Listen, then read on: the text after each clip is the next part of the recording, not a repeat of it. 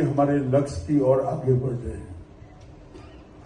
आसाम, बंगाल, उत्तर प्रदेश, मध्य प्रदेश, राजस्थान, छत्तीसगढ़, उत्तराखंड, ये सभी राज्यों की हमें बहुत बड़ी चुनावी सफलता मिलती हुई दिखाई पड़ती है। इसके साथ साथ कर्नाटक, तेलंगाना, आंध्र, केरल और तमिलनाडु, इसमें से कर्नाटक,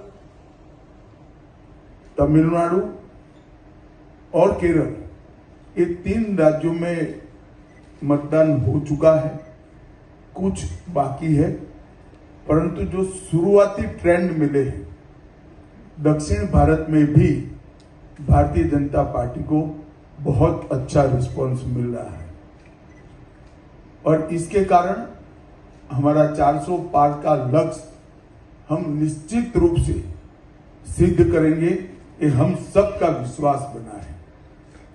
मित्रों, आप जैसे जानते हैं, कुछ दिन से कांग्रेस पार्टी ने हमारे 4 से 400 पार के लक्ष्य को ट्विस्ट करना शुरू किया है।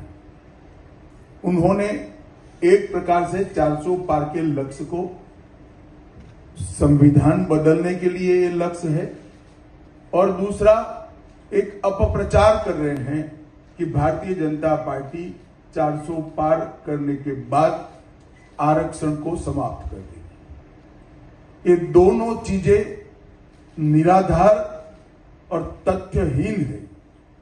भारतीय जनता पार्टी को पूर्ण बहुमत इस देश की जनता ने 2014 में भी दिया, 2019 में भी दिया। हम 10 साल से पूर्ण बहुमत के साथ की सरकार चला रहे हैं। हमने पूर्ण बहुमत का उपयोग कांग्रेस की तरह इमरजेंसी डालकर लोकतंत्र का गला घोंटने में नहीं किया। इमरजेंसी डालने के लिए, लोकसभा का टर्म एक्सटेंड करने के लिए, संविधान बदल करने में नहीं किया। हमने पूर्ण बहुमत का उपयोग धारा 370 को समाप्त करने में किया, ट्रिपल तलाक को समाप्त करने में किया, अंग्रेजों के कानून बदलकर भारतीय संस्कार और भारतीय पद्धति के कानून लाने में किया, कोरोना के खिलाफ लड़ने में किया और जब कोर्ट से जनादेश मिल गया तो राम मंदिर के निर्माण में भी हमारी सरकार ने पूरी अनुकूल जमीन तैयार करने में अपनी भूमिका करी। कांग्रेस पार्टी एक झूठ फैलाकर जनता के बीच में भ्रांति, पास्ट में कैसा काम किया है इसके आधार पर तय करना चाहिए। अब कॉन्ट्रैक्ट्स में भी अगर ये धर्म को दाखिल करना चाहते हैं तो मैं कांग्रेस पार्टी को पूछना चाहता हूं कि कांग्रेस के अध्यक्ष के बारे में भी आपकी कोई रिजर्वेशन की, माइनॉरिटी की योजना हो तो उसके घोषित कर दीजिए। इतना ही बचा है। चुनाव अभी 2 चरण का खत्म हुआ है, तीसरे चरण चलेगा। भारी संख्यक माइनॉरिटीज लोगों का ये मतलब सहाय मिल रहा है और नेतृत्व में दिखा जा रहा है। हिमंत विश्व शर्मा जी भी बहुत ही खास तौर से जगह जगह में माइनॉरिटी एरिया में कैंपेन कर रहे हैं और मुस्लिम का भारी तरफ से सपोर्ट मिले। इसका कारण क्या है? देखिए, हम कभी वोटर को माइनॉरिटी मेजोरिटी की दृष्टि से नहीं देखते। हर व्यक्ति भारत का नागरिक है, उसको इसी तरह से ट्रीट करना चाहिए। परंतु मैं इतना जरूर कह देता हूं, आसाम में हम कम से कम 12 सीट जीतेंगे, ये तय है। हमारी पार्टी इसके लिए विश्वास व्यक्त करती है।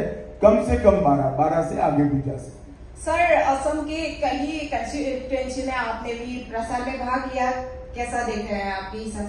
बहुत अच्छा एटमॉस्फेयर है यहाँ। जो शांति मोदी जी प्रधानमंत्री बनने के बाद प्रस्तावित हुई है, जो विकास का वातावरण मिल रहा है, सेमीकंडक्टर के इन्वेस्टमेंट को यहाँ आने से यहाँ के यूथ में काफी उत्साह है।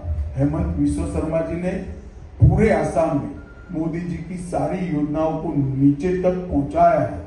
ढेर सारे भूमि कब्जा के केसों को रिजॉल्व किया है और आज आसाम की जनता इसके कारण पूरी तरह भारतीय जनता पार्टी के साथ है और आसाम में हम गत समय की हमारी सीटों में भी बढ़ोतरी करेंगे।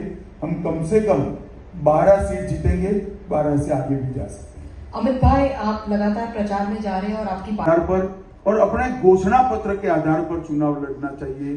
फेक वीडियो सर्कुलेट कर नहीं, भारतीय जनता पार्टी के घोषणा पत्र को तोड़ मरोड़ कर जनता के बीच में झूठे तरीके से रखकर चुनाव नहीं लड़ना चाहिए। 1 मिनट के लिए ये वीडियो, दोनों ओरिजिनल वीडियो और फेक वीडियो मैं आप सबके सामने रखना चाहूंगा।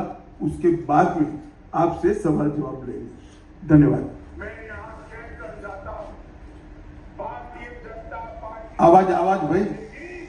तो एक संवैधानिक मुस्लिम रिजर्वेशन को हम समाप्त कर देंगे। भाई फिर से करना पड़ेगा, आवाज नहीं है।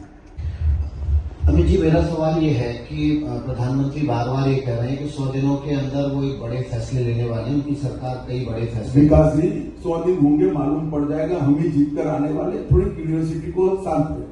चलिए, मेरा सवाल ये है, क्या कुछ नहीं निकलेगा भैया, क्यूरियोसिटी शांत। नागरिक संहिता को लेकर बार बार ये कहा जा रहा है कि शायद 100 दिन के भीतर लागू हो जाएगी। वो आपकी एक कल्पना है। हमने हमारे घोषणा पत्र में 5 साल के घोषणा पत्र में रखा है, उचित समय पर होगा।